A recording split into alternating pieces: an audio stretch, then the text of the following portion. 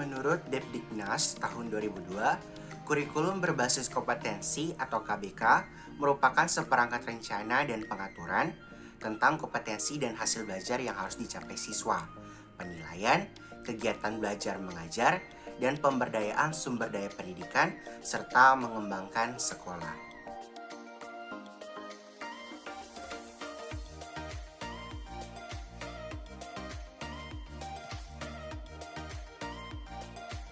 Latar belakang lahirnya kurikulum 2004. Lahirnya kurikulum pada tahun 2004 ini tidak dapat dilepaskan dari kondisi politik yang terjadi pada saat itu. Di Indonesia terjadi perubahan era pemerintahan dari era Orde Baru menjadi era reformasi, dimulai pada pemerintahan Presiden B.J. Habibie tahun 1998. Salah satu keputusan yang menonjol pada era reformasi adalah adanya otonomi daerah yang lebih luas.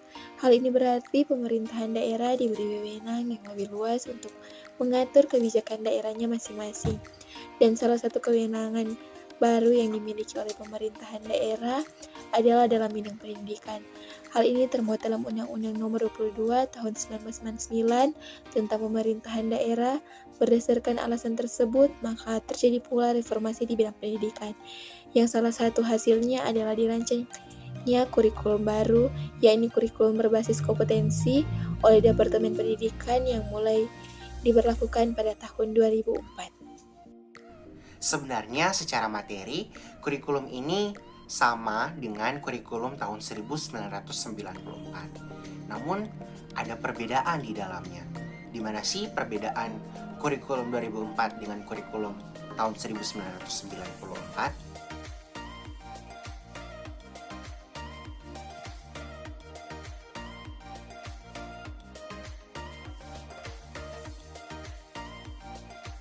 Ternyata perbedaannya terletak pada bagaimana cara mengajar para murid di kelas. Dalam kurikulum terdahulu, para murid atau siswa dikondisikan pada sistem yang bernama sistem catur bulan. Berbeda halnya dengan kurikulum KBK, di mana para murid atau siswa dikondisikan pada sistem yang baru, yaitu sistem semester. Terdapat juga perbedaan yang lain, di mana pada kurikulum sebelumnya, para murid hanya belajar isi materi secara belaka, di mana hanya menerima materi dari guru saja. Berbeda halnya dengan kurikulum KBK, di mana para murid dituntut untuk aktif dalam mengembangkan keterampilan untuk menerapkan iptek tanpa meninggalkan solidaritas dan kerjasama, walau sebenarnya para murid atau siswa tetap saling berkompetisi satu dengan yang lainnya. KBK juga memfokuskan pada penguasaan kompetensi-kompetensi tertentu oleh peserta didik. Oleh karena itu, kurikulum ini mencakup sejumlah kompetensi dan seperangkat tujuan pembelajaran yang dinyatakan sedemikian rupa sehingga pencapaian dapat diamati dalam bentuk perilaku atau keterampilan sebagai suatu kriteria keberhasilan.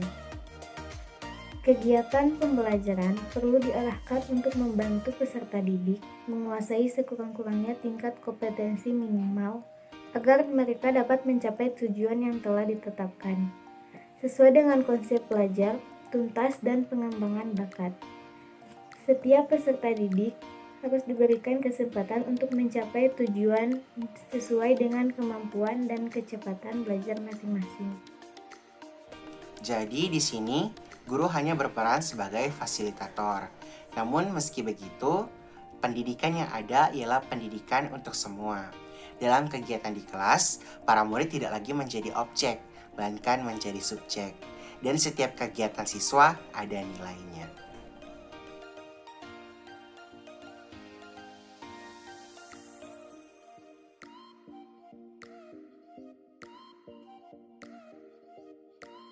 Suatu program pendidikan berbasis kompetensi harus mengandung 3 unsur pokok, yaitu pemilihan kompetensi yang sesuai, spesifikasi indikator-indikator evaluasi untuk menentukan keberhasilan pencapaian kompetensi, dan pengembangan pembelajaran.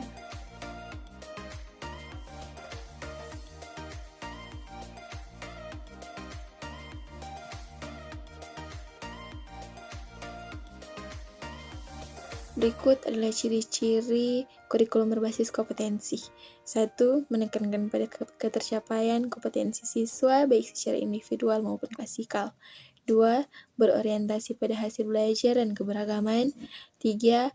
Penyampaian pembelajaran menggunakan pendekatan dan metode yang bervariasi. 4. Sumber belajar bukan hanya guru, tetapi juga sumber belajar lainnya yang memenuhi unsur edukatif. 5. Penilaian menekankan pada proses dan hasil belajar dalam upaya penguasaan atau pencapaian suatu kompetensi.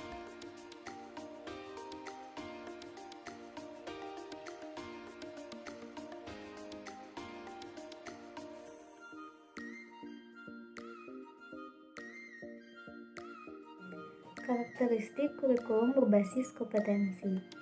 KBK merupakan kurikulum yang menggunakan pendekatan kompetensi yang menekankan pada pemahaman, kemampuan, atau kompetensi tertentu di sekolah yang berkaitan dengan pekerjaan yang ada di masyarakat, sehingga peserta didik berada dalam proses perkembangan yang berkelanjutan dari seluruh aspek kepribadian sebagai pemekaran terhadap potensi-potensi bawaan sesuai dengan kesempatan belajar yang ada dan diberikan oleh lingkungan.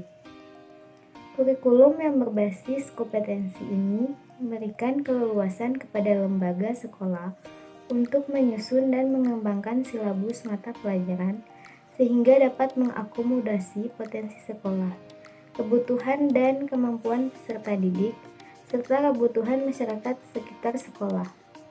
Di samping itu, KBK sebagai sebuah kurikulum memiliki 3 karakteristik utama. Pertama, KBK memuat sejumlah kompetensi dasar yang harus dicapai oleh siswa. Artinya, melalui KBK diharapkan siswa memiliki kemampuan standar minimal yang harus dikuasai.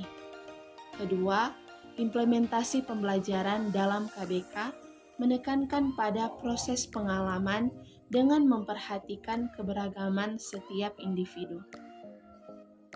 Dalam pembelajaran tidak sekedar diarahkan untuk menguasai materi pelajaran, akan tetapi bagaimana materi itu dapat menunjang dan mempengaruhi kemampuan berpikir dan kemampuan bertindak sehari-hari.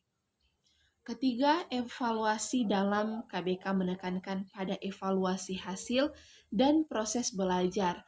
Kedua sisi evaluasi itu sama pentingnya sehingga pencapaian standar kompetensi dilakukan secara utuh yang tidak hanya mengukur aspek pengetahuan saja tetapi sikap dan keterampilan.